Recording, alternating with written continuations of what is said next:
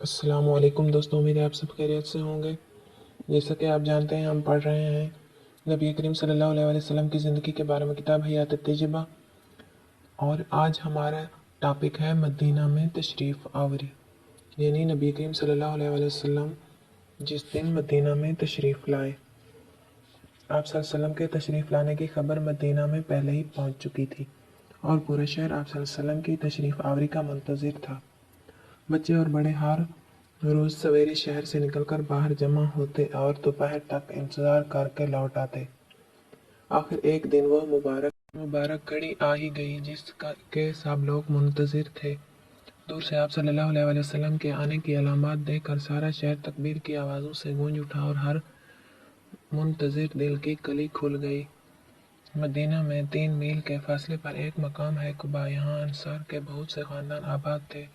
ان میں عمر بن عوف کا خاندان سب سے ممتاز تھا اور کلثوم بن الحدم اس کے افسر تھے۔ یہ سعادت ان کی قسمت میں تھی کہ سرکار دو عالم صلی اللہ علیہ وسلم نے سب سے پہلے ان کی مہمانی قبول فرمائی اور آپ صلی اللہ علیہ وسلم نے قباء میں ان کے مکان پر قیام فرمایا۔ حضرت علی جو آپ صلی اللہ علیہ وسلم کے روانہ ہونے کے 3 دن بعد چلے تھے، یہ تشریف لے آئے اور یہاں یہ قیام فرمایا۔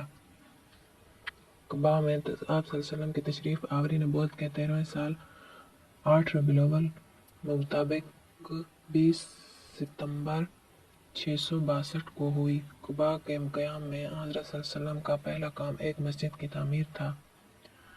آپ صلی اللہ علیہ وسلم نے اپنے دست مبارک سے مسجد کی بنا ڈالی اور دوسرے صحابہ کے ساتھ مل کر خود اس مسجد کی تعمیر کی۔ چند روز قباء میں ٹھہر کر آپ صلی اللہ علیہ وسلم شہر مدینہ کی طرف روانہ ہوئے۔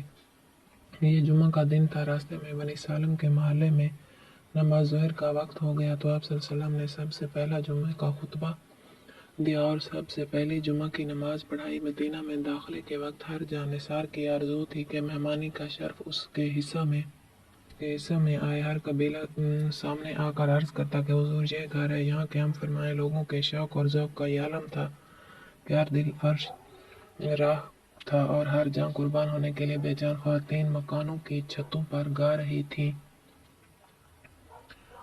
طلع البدر علینا من سریۃ الوداع وجب الشکر علینا ما دعا للہ داع۔ چاند نکل آیا کوہ وداع کی گھاٹیوں سے، ہم پر خدا کا شکر واجب ہے جب تک دعا مانگنے والے دعا مانگے۔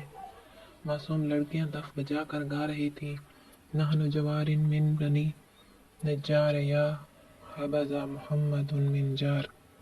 ہم خاندان نجار کی لڑکیاں ہیں اور محمد صلی اللہ علیہ وسلم کیسے اچھے ہمسائے ہیں۔ آپ صلی اللہ علیہ وسلم نے ان لڑکیوں سے پوچھا، کیا تم مجھ سے محبت رکھتی ہو؟ وہ بولی ہاں۔ فرمایا میں بھی تم سے محبت رکھتا ہوں۔